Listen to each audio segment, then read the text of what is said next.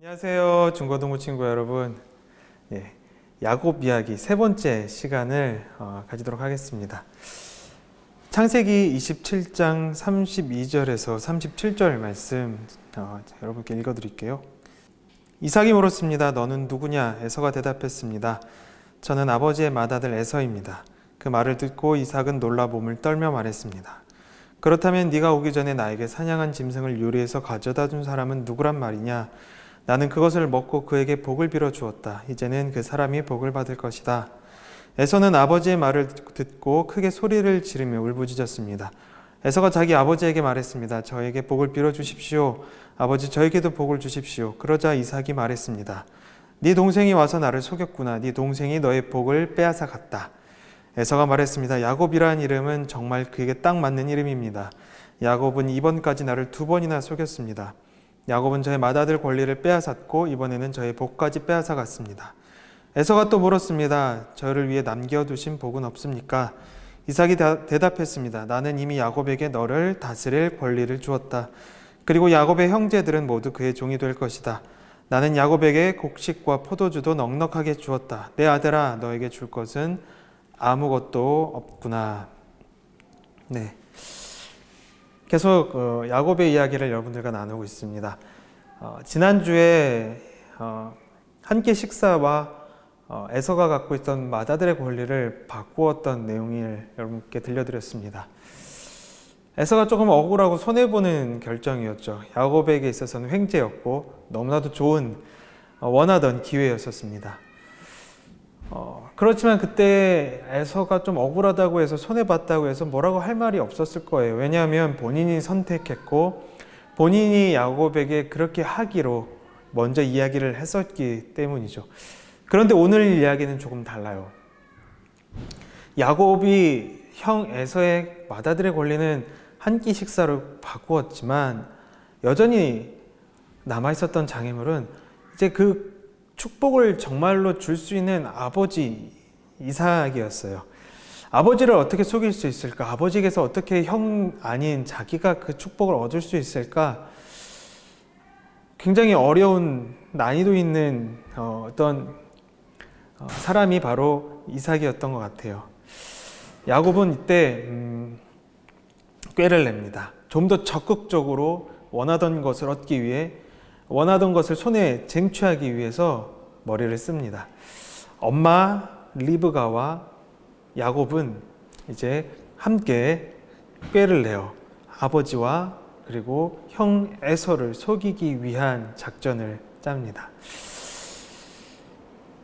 여기까지 보면 굉장히 이 야곱의 집안이 막장인 것 같아요. 왜냐하면 엄마랑 둘째 아들이 꾀를 내서 작전을 짜서 아빠와 첫째 형, 아들인 첫째 형 에서를 속이기 위한 계략을 꾸미기 때문이죠.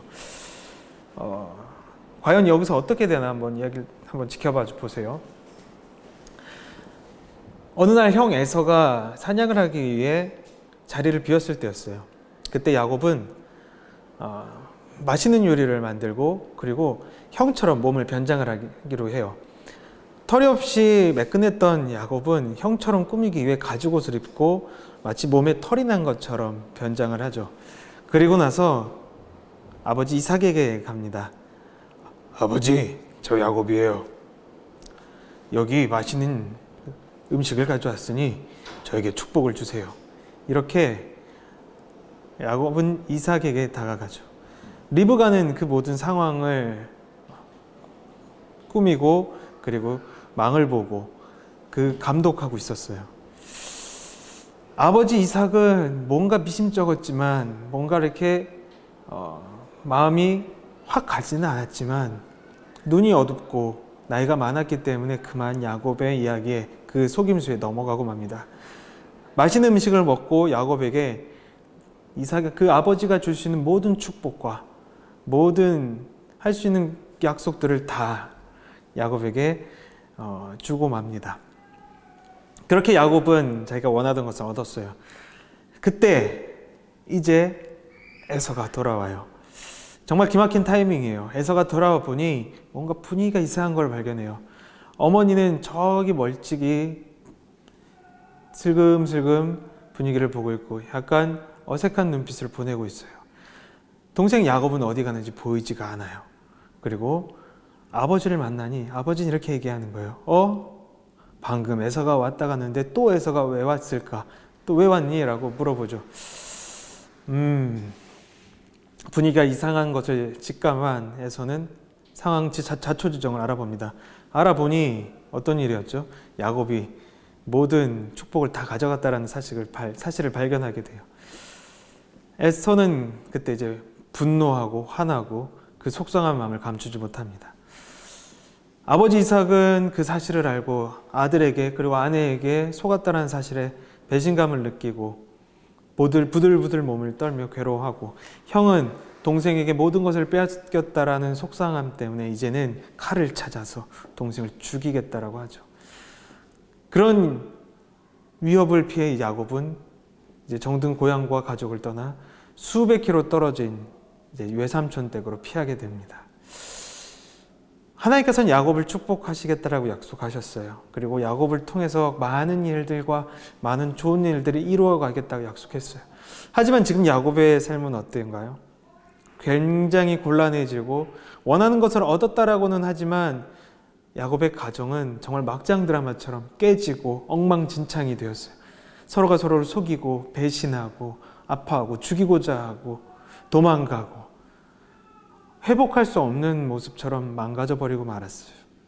정말 하나님은 이런 모습을 원하셨을까요?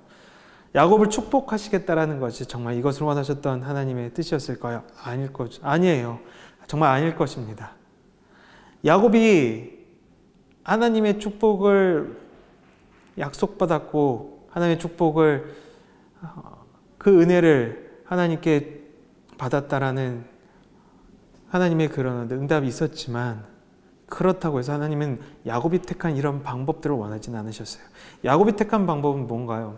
내가 원하는 것을 빨리 얻기 위해, 그것을 다른 사람으로부터 얻어내기 위해 누군가를 상처 입히고 아프게 하는 일들을 서슴지 않았던 방법이에요. 수단과 방법을 가리지 않고 결과를 위해서 모든 것을 아무렇지도 않게 했던 것이 바로 야곱의 방법이었어요. 하나님은 결코 이 방법을 기뻐하지 않으셨습니다.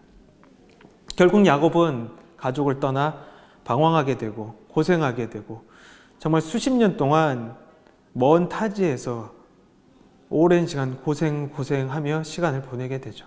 고향과는 끊어진 채로 아버지도 어머니도 형도 가족들 누구도 만나지 못한 채로 수십 년을 보내게 됩니다.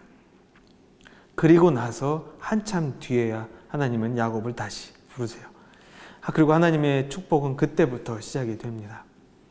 사실 하나님의 축복은 더 빨리 올 수도 있었을 거예요. 하지만 야곱의 방법 때문에 하나님은 실제로 야곱에게 주고자 했던 그 축복의 시기를 뒤로 더 미루세요. 왜냐하면 야곱이 그 축복을 받을 상태가 될 때까지 기다리셨거든요.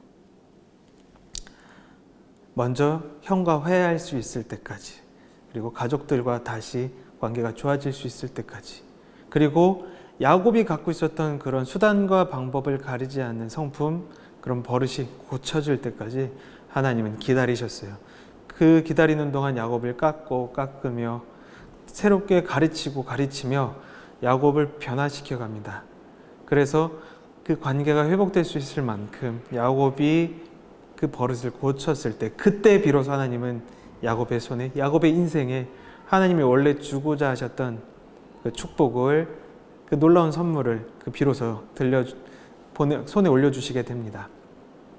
여러분, 세상 안에서는 많은 사람들이 이야기를 해요. 결과를 얻기 위해서는 수단과 방법을 가리지 말라고, 과정이 어떠하든지 좋은 결과를 얻으면 다라고 이야기를 하는 사람들이 참 많습니다. 하지만 그것은 정말 위험한 이야기예요. 하나님은 정말 그리고 그것을 좋아하지도 않으시고요. 그리고 우리는 뉴스를 보면 알죠. 잘못된 방법들과 길 걸어가며 원하는 결과를 얻었던 사람들이 결국 나중에는 그것이 발목을 잡고 부메랑처럼 돌아와서 내 인생에 다시 한번 큰 곤란과 고통과 비극을 가져온다는 것을, 정의가 다시 실현되는 그 순간에 그것이 큰 장애물이 된다는 것을 우리는 뉴스를 통해서 많이 보게 돼요. 잠깐은 좋은 것처럼 보이고 잠깐은 승리하는 것처럼 보이고 잠깐은 기분 좋고 무언가를 얻은 그 성취를 누리는 것처럼 보이지만 결국에는 잘못된 길을 걸어왔던 그 과정이 다시 부메랑처럼 돌아와 모든 것을 앗아가 버리게 되죠. 하나님께서는 여러분들에게 이렇게 말씀하십니다. 과정도 선하라. 너가 꿈꾸는 목표와 어떤 원하는 것들과 그런 것들을 얻기까지 그 길들이 수많은 길들이 있는데 하나님 앞에서 사람 앞에서 떳떳하고 당당하고 선한 길을 택하라. 그래서 누구에게 그 길을 보여줘도 부끄러움이 없는 자랑스러운 길을 걸으라 라고 이야기하십니다. 그리고 그 과정 속에서 하나님은 축복하길 원하시고 우리의 선한 선택들 가운데서 선한 우리의 방법들 가운데서 하나님은 더욱 큰 은혜를 주시기를 바라세요.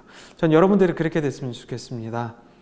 하나님의 축복 가운데서 좋은 길과 좋은 방법들을 택하고 하나님 앞에서 사람 앞에서 당당하고 정직한 그 길들을 통해서 더 큰 축복과 하나님의 더 큰 선물들을 더 아름답게 기쁘게 감사함 속에서 맛보기를, 그래서 풍성하게 그 축복을 누리기를 간절히 소망합니다. 여러분들 꼭 그렇게 되시기를 기도하고 다시 한번 축복합니다.